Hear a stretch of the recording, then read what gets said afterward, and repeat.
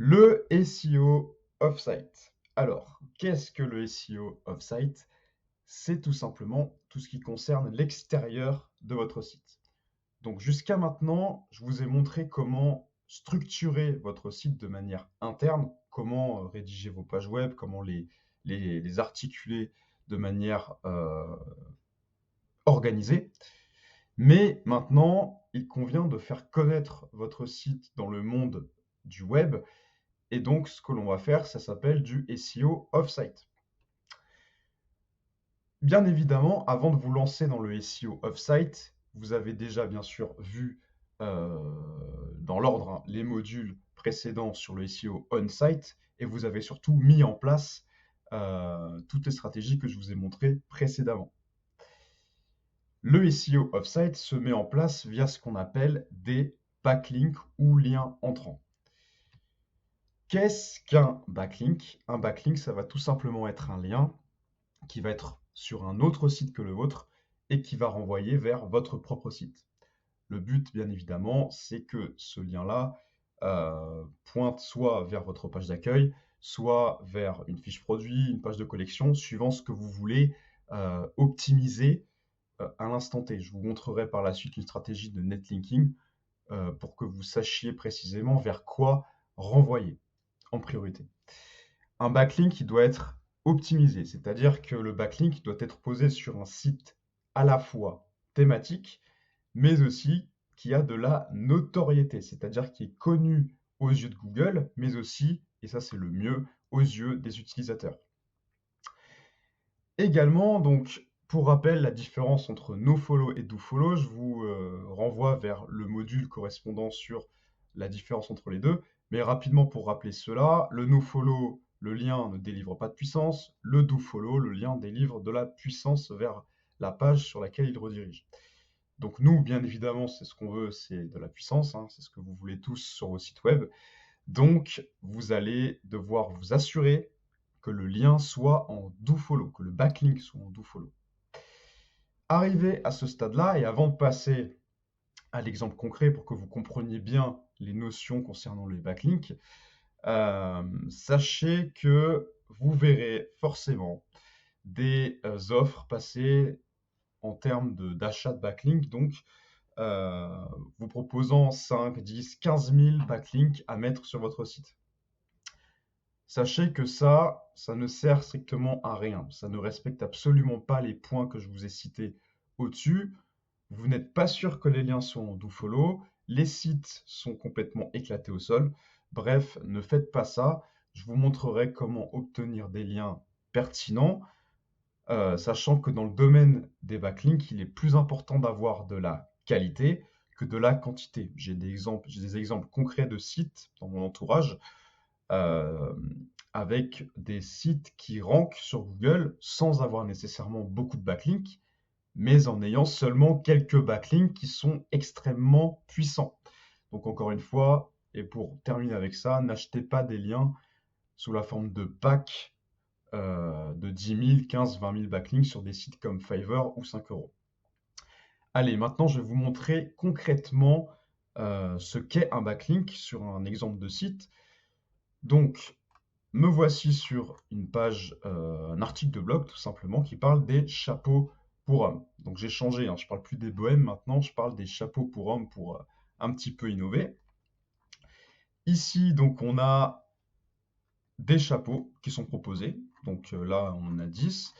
Et bien évidemment, le but, ça va être de rediriger vers le site qui vend ces chapeaux. Le backlink, c'est tout simplement ceci. Donc là, le lien, il est posé ici, sur le nom du produit. Ce que l'on remarque, c'est que quand je fais inspecter, le lien, il est bien en dofollow, donc on n'a pas le marqueur nofollow qui est inscrit, donc on est bien sur un lien qui est dofollow. Je reviens vers la page. On est également sur un site qui traite des thématiques hommes en général, donc là on a le garage, on a la cave, les consommateurs certainement de vin, le lifestyle homme. Donc on est sur un site qui traite de thématiques uniquement qui concernent le domaine masculin. Donc on est clairement sur un site thématique qui englobe le thème des chapeaux pour hommes. Donc là, en termes de thématique, on est très très bien. Également, donc si je tape chapeau homme dans Google, donc là évidemment je vais tomber sur des sites qui parlent, euh, qui vendent des chapeaux pour hommes, mais aussi je suis tombé sur l'article en question. Donc l'article qui vend l'article pardon, qui parle des chapeaux pour hommes.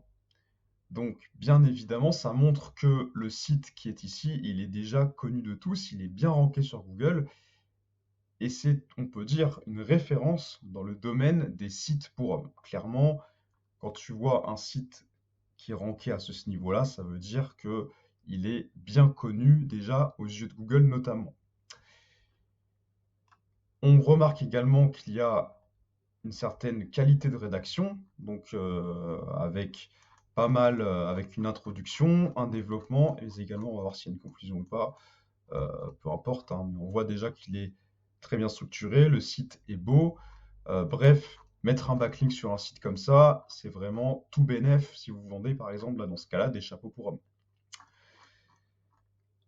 Maintenant, je vais vous montrer de manière un peu plus concrète comment trouver des backlinks ou comment faire en sorte que des sites parlent de votre boutique sans nécessairement forcer la chose et de manière totalement naturelle. Alors, tout simplement, il va falloir contacter des sites qui sont dans la même thématique que vous, mais également ce qu'on appelle des plateformes de liens. Alors moi, je vous conseille clairement d'abord voir en contactant des sites qui sont thématiques, parce que là, vraiment, vous allez avoir affaire, pardon, au webmaster directement. Donc là, vous allez trouver le lien de contact, souvent il est indiqué, et vous allez pouvoir les contacter pour savoir si c'est possible qu'il y ait des liens qui soient posés sur le site en question. Les plateformes de liens, je vais vous montrer quelques exemples après, ça va être intéressant parce que ces plateformes vont en fait référencer des sites qui placent des liens sur leur site. Vous êtes sûr et certain, grâce aux plateformes, que les sites qui sont sur ces plateformes-là font des liens moyennant, et bien évidemment, un paiement. Le mieux, et notamment lorsque vous contactez des sites directement, c'est d'avoir un backlink sur un article de blog qui soit déjà ranké, qui soit déjà positionné sur le web. Ça, c'est vraiment le top du top. Par exemple, lorsque je reprends l'exemple des chapeaux, si vous vendez des chapeaux, vous pouvez très bien demander à ce site-là de mettre un lien dans cet article de blog-là. Sachant que là, il y a quasiment plus de place, hein, parce qu'évidemment, les 10 chapeaux, ils sont cités, euh, on peut toujours négocier, mais voilà, le but, c'est de quand même voir si c'est possible de poser un lien sur un site thématisé. Donc là, moi, si je vendais des chapeaux, j'aurais contacté sans hésiter ce site web-là, quitte à ce qu'il rédige un nouvel article pour moi. Ou alors j'arrive avec mon article déjà fait et je leur demande est-ce que c'est possible de mettre l'article avec mon lien directement sur ce site-là. Bien évidemment, vous allez devoir payer pour que ce lien-là, pour que votre lien soit sur le site. Un lien, il doit être optimisé. Donc ça, j'en ai déjà parlé un petit peu. Mais surtout, vous allez devoir éviter de payer 2000 € dans un seul backlink. Vous allez devoir lisser vos dépenses au niveau des backlinks. Donc ça dépend du budget que vous avez à allouer. Ça dépend également de la qualité des sites que vous allez choisir. Mais plus un site sera qualitatif, plus il sera cher, évidemment. 2000 € dans un seul backlink, c'est pas une bonne stratégie.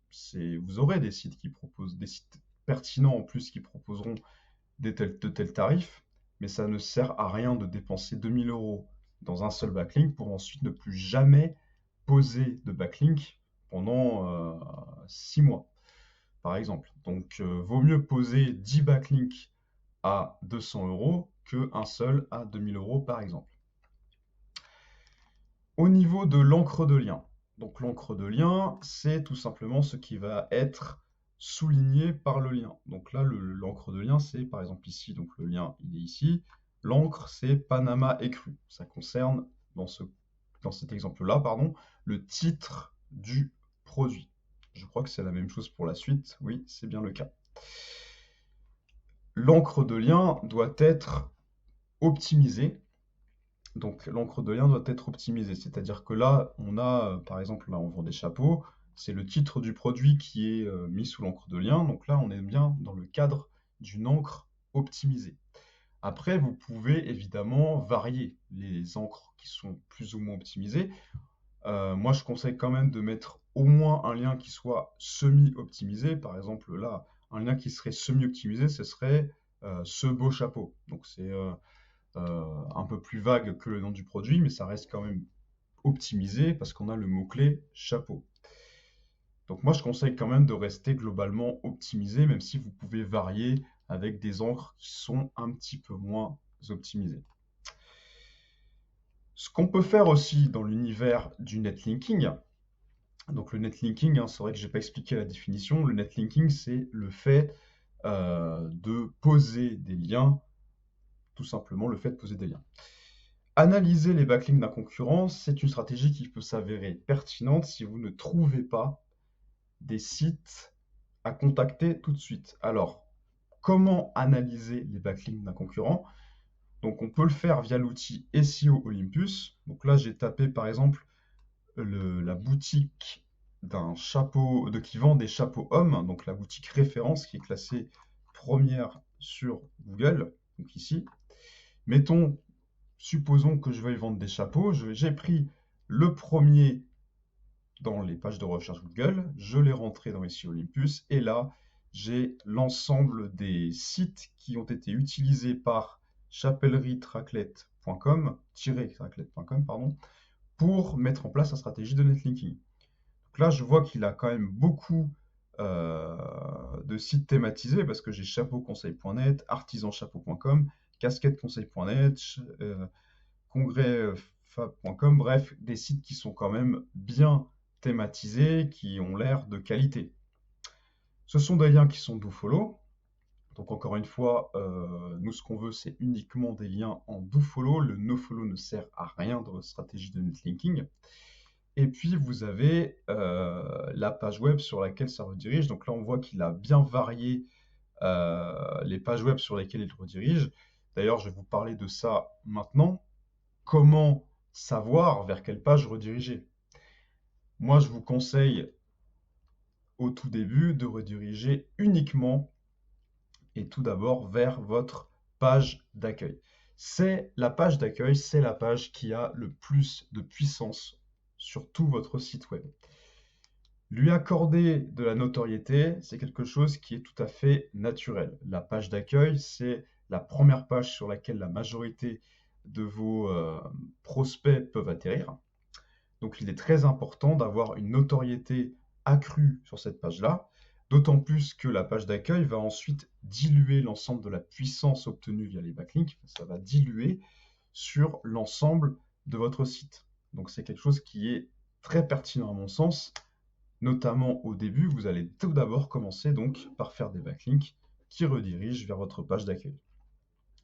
Par la suite, vous allez faire des backlinks qui redirigent vers vos pages de collection. Ce sont des types de pages qui sont très importants parce que ce sont des pages qui vont ressortir sur les SERP de Google et notamment ça peut faire la différence par rapport à un concurrent qui n'a pas de backlink ou qui n'a pas de backlink qualitatif.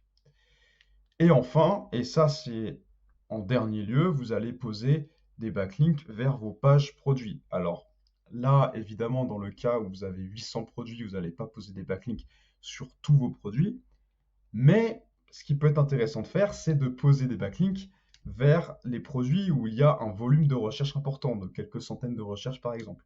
Là, ça peut être intéressant et ça pourra inciter Google à faire ressortir la page produit dans les pages de résultats de Google, donc tout en haut des pages de résultats de Google.